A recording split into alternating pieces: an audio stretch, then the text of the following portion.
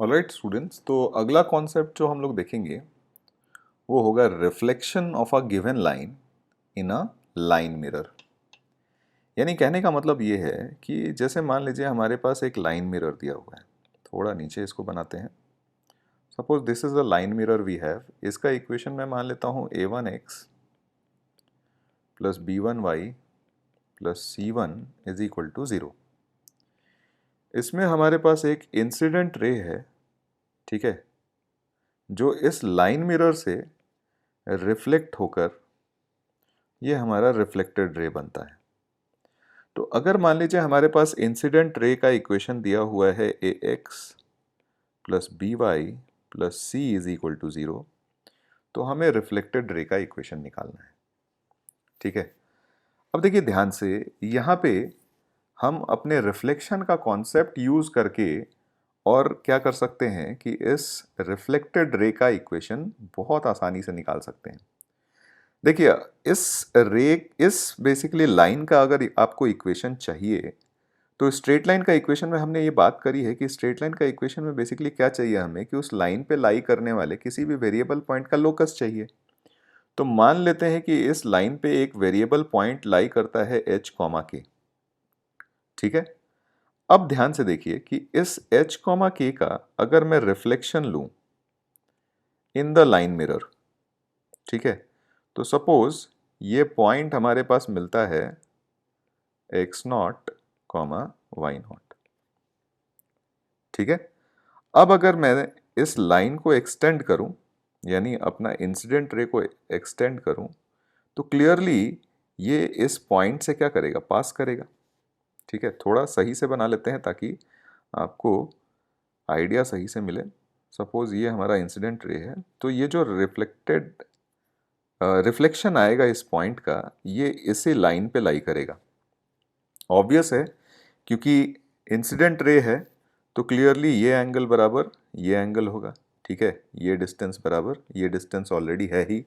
ठीक है, तो हमारे पास जो P कॉमा जैसे H कॉमा K है पॉइंट, इसका रिफ्लेक्शन जो है वो हमारे इस इंसिडेंट रे पे ही क्या करेगा, लाई करेगा। तो एक काम करते हैं, हम ये रिफ्लेक्शन निकाल लेते हैं। तो रिफ्लेक्शन का फॉर्मूला हमारा क्या कहता था, x naught minus h upon a one is equal to y naught minus k upon b one is equal to minus twice of a x a h. ठीक है, थोड़ा इसको इस तरफ कर लेते हैं। ये हो जाएगा minus twice of a h plus b k a one h plus b one k plus c one upon a one square plus b one square. तो यहाँ से हमारे पास एक्स नॉट की जो वैल्यू आ जाएगी वो आ जाएगी h minus two A one h plus b one k plus c one upon a one square plus b one square. ठीक है, सिमिलरली वाई नॉट की जो वैल्यू आ जाएगी वो के minus twice B one a one h plus b one k plus c one upon a one square plus b one square. अच्छा, for the time being, for the sake of convenience, मैं इस term को for the time being let us say R बोल देता हूँ। इस term को मैं क्या बोलता हूँ, आर। तो हमारे पास एक्स नॉट की जो वैल्यू हो जाएगी वो एच माइनस टू ए वन आर हो गई, और वाई नॉट की जो वैल्यू हो गई वो के minus twice B one R हो गई। ठीक है, अब जैसा कि मैंने बताया कि ये X not comma Y not जो है वो हमारे इंसिडेंट लाइन पे, इंसिडेंट रे पे लाई करेगा, तो इसको सेटिस्फाई करेगा। तो हमारे पास हो गया a times X not plus B times Y not and plus C is equal to 0, है ना। अब एक्स नॉट के बदले में हम h माइनस टू ए वन आर और के वाई नॉट के बदले में k minus two B one R डाल देते हैं। तो हमारे पास एक्सप्रेशन बन गया a times h minus two A one R plus b times k minus two B one R and plus c is equal to 0। थोड़ा सिंप्लीफाई कर लेते हैं। सिंप्लीफाई करेंगे तो ये एक्सप्रेशन बन जाएगा हमारा AH plus BK plus C, और हमारे पास बन जाएगा minus twice AA1 plus BB1 into R is equal to 0। ठीक है, अब R की वैल्यू वापस से रिसब्स्टिट्यूट कर देते हैं, तो हमारे पास बन गया AH plus BK plus C minus twice, इसको अपन ऐसे लिख लें AA1 plus BB1 upon A1 square plus B1 square, और यहाँ पे हमारे पास आ जाएगा A1H plus B1K plus C1 is equal to 0। अब देखिए हमारे पास H और K में एक रिलेशन आ गया, और इस रिलेशन में हमारे पास कोई भी वेरिएबल नहीं है, कोई भी पैरामीटर नहीं है, यानी हमने एक रिलेशन H और K में निकाल लिया जो इंडिपेंडेंट ऑफ एनी वेरिएबल और एनी पैरामीटर है। तो अब यहाँ पे H के बदले में X और K के बदले में Y रिप्लेस कर दें तो हमें इस लाइन का लोकस मिल जाएगा। हमें इस लाइन का क्या मिल जाएगा? लोकस मिल जाएगा। तो देयरफॉर अपना जो रिफ्लेक्टेड रे हो गया, ठीक है, रिफ्लेक्टेड रे, देखिए ध्यान से, हमारे पास इक्वेशन बन जाएगा AX plus BY plus C minus twice of AA1 plus BB1 upon A1 square plus B1 square times A1X plus B1Y plus C1 is equal to 0। याद रखने का तरीका अगर हम ध्यान से देखें तो ये AX plus BY plus C is equal to 0 हमारे पास क्या था? हमारा इंसिडेंट रे था। तो यानी रिफ्लेक्टेड रे का इक्वेशन हो जाएगा इंसिडेंट रे, यानी equation of line which is incident ray minus twice of AA1 plus BB1 upon A1 square plus B1 square times reflected ray, sorry line mirror.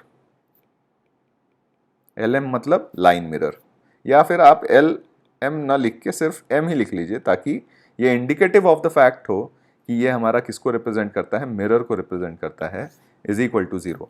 यहाँ पे बस आपको ध्यान में देना है, ध्यान में रखना है कि यहाँ डिनोमिनेटर में जो A1 square plus B1 square आएगा ये मिरर के करस्पॉन्डिंग वाला है।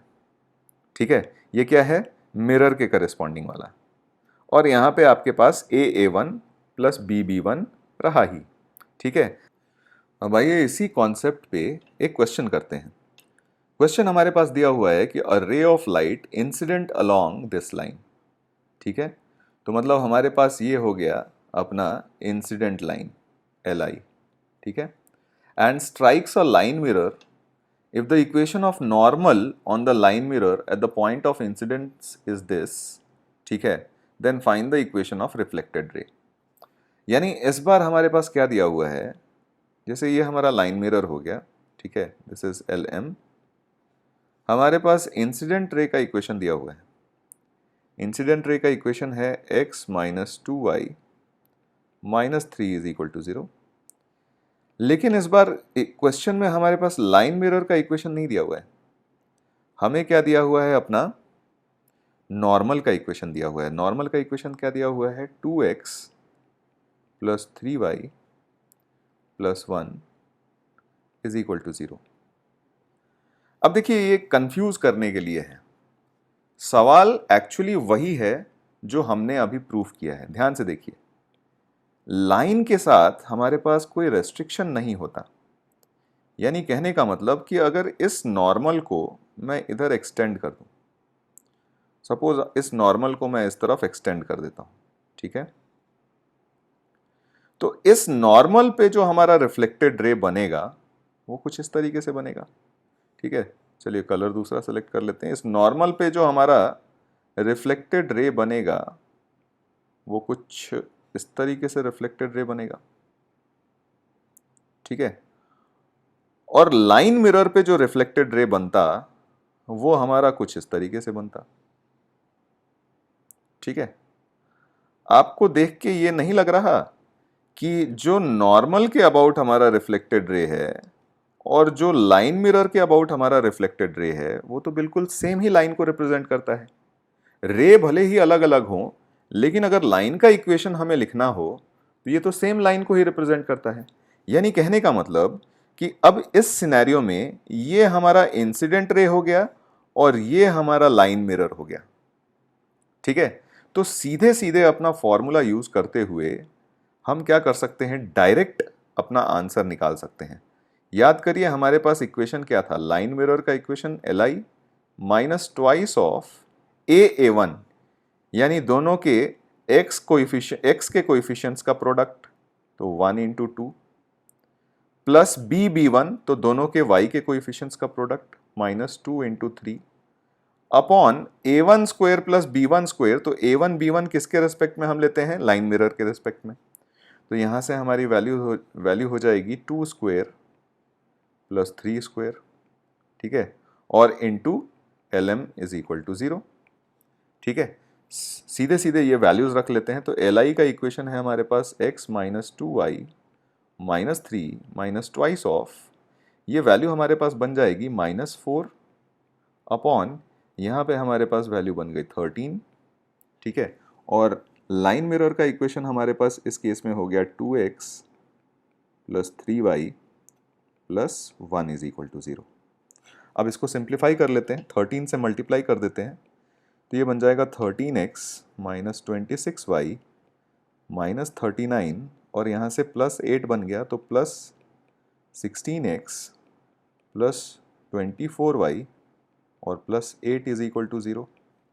फर्दर सिंप्लीफाई करने के बाद ये हमारे पास इक्वेशन बन जाएगा 29x minus 2y and minus 31 is equal to 0, और यही हमारा इस क्वेश्चन का क्या हो गया, आंसर हो गया। अगला क्वेश्चन करते हैं स्टूडेंट्स। ये हमें एक सिनेरियो दिया हुआ है, हमें क्या करना है, find the equation of incident ray and reflected ray PV। ठीक है, तो यहाँ पे एक बार हम फ्रेश स्केच बना लेते हैं। ये हमारा लाइन मिरर दिया हुआ है 2x plus Y minus 6 is equal to 0। ठीक है, हमारे पास इस तरीके से एक इंसिडेंट रे है और उसके करस्पॉन्डिंग एक रिफ्लेक्टेड रे है। ठीक है, हमें क्वेश्चन में इंसिडेंट रे पे एक पॉइंट दिया हुआ है 3,10 और रिफ्लेक्टेड रे पे एक पॉइंट दिया हुआ है 5,6। ये पॉइंट हमारे पास A है, ये पॉइंट हमें P दिया हुआ है और ये पॉइंट हमारे पास B है। तो हमें क्या करना है, AP और BP का इक्वेशन निकालना है। तो देखिए ध्यान से, अब अगर हमें BP का इक्वेशन निकालना है, ठीक है, तो इसी पिक्चर में एक बार मैं आपको क्लियरली दिखा देता हूं। अगर BP का इक्वेशन निकालना है तो हम क्या करते हैं, A का रिफ्लेक्शन लेते हैं इन द लाइन मिरर। ठीक है, A का रिफ्लेक्शन जो होगा A डैश, ठीक है, और A डैश और B डैश को ज्वाइन करने वाला जो लाइन होगा वही तो हमारा इक्वेशन ऑफ BP हो जाएगा। ठीक है, तो हमें क्या करना है, सबसे पहले तो A डैश निकालना है। तो A डैश के कोऑर्डिनेट के लिए हम लोग A डैश का कोऑर्डिनेट अगर x, y मान लें, ठीक है, तो हमारे पास A डैश का के लिए हो जाएगा equation x minus 3 upon 2 is equal to y minus 10 upon 1 is equal to minus twice of 2x plus Y minus 6 में ये पॉइंट 3,10 डाल देंगे, तो 2 into 3 plus 10 minus 6 upon 2 square plus 1 square. ठीक है, सिंप्लीफाई करेंगे अगर ये वैल्यू, तो ये हमारे पास बन जाएगा 4 माइनस 4। ठीक है, क्योंकि ये बन जाएगा 6 और 6 कैंसिल, यहाँ से 5 2 बन जाएगा, तो -4 एग्जैक्टली। तो यहाँ से हमारे पास x की जो वैल्यू आ गई वो आ गई -5 और y की जो वैल्यू आ गई वो 6 आ गई। तो यानी ये इक्वेशन, ये पॉइंट हमारे पास बन गया -5,6। तो साफ साफ हम बीपी का इक्वेशन बहुत आसानी से निकाल सकते हैं। 2 पॉइंट फॉर्म में हमारे पास इक्वेशन बन जाएगा y minus Y one is equal to, अच्छा यहाँ पे तो बहुत आसान चीज़ हो गई। आसान चीज़ ये हो गई कि दोनों का y कोऑर्डिनेट सेम दिख रहा है आपको, ठीक है क्या? दोनों पॉइंट्स में आपको y कोऑर्डिनेट अपना सेम दिख रहा है। तो अगर y कोऑर्डिनेट सेम दिख रहा है तो क्लियरली ये लाइन का इक्वेशन क्या हो जाएगा, y इज इक्वल टू 6। तो बीपी का इक्वेशन सीधे सीधे हमें मिल गया y इज इक्वल टू 6, ठीक है। अब बात आती है एपी के इक्वेशन की। तो एपी के इक्वेशन के लिए अगर हम बी का रिफ्लेक्शन ले लें इन द लाइन मिरर कुछ इस तरीके से, ठीक है। अब इस बी के रिफ्लेक्शन को अगर हम पॉइंट पी के साथ ज्वाइन करेंगे, ठीक है, तो ये जो लाइन मिलेगा यही तो हमारा इंसिडेंट रे हो जाएगा, यानी एपी का इक्वेशन हो जाएगा। तो यानी अब हमें क्या करना है, बी का रिफ्लेक्शन निकालना है बी डैश। तो फॉर बी डैश के लिए हम लोग वापस से अपना रिफ्लेक्शन का फॉर्मूला यूज करते हैं।